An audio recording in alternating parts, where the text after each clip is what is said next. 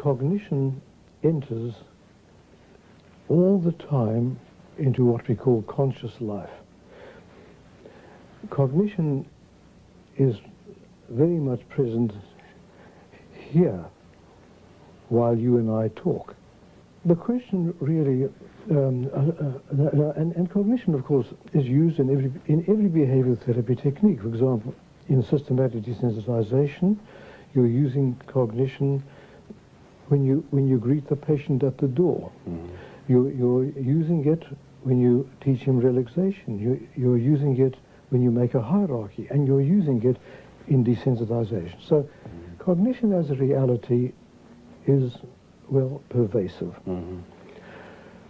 The question is, really, as far as this cognitive movement is concerned, the question is, to what extent are fears based not upon classical conditioning, mm-hmm. as in the animal experiments, and there's evidence in most human cases, but to what extent can it be said that there are cases in which it is not classical conditioning, but it is something in the thinking which is the basis of the fear?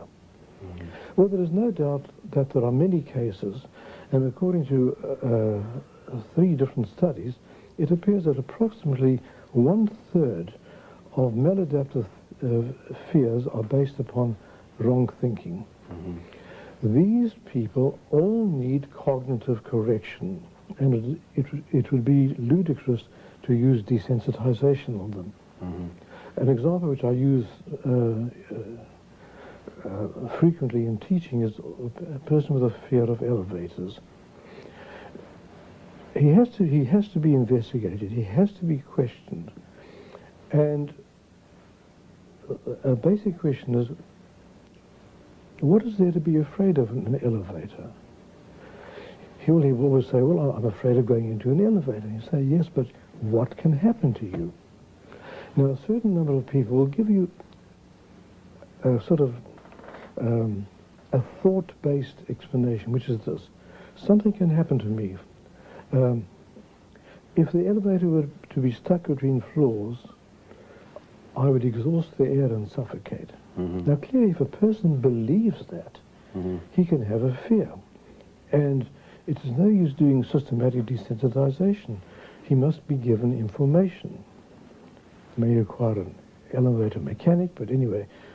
And there are other things like the ropes may break and so on. These beliefs need cognitive correction. And anyway, it does appear to, undoubtedly applies to a large number of fears.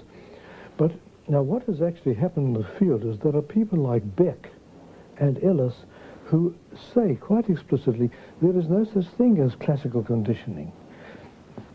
It's all a matter of correcting thinking. Mm-hmm. And, well, I obviously can't go into this, but I think it's a totally untenable proposition.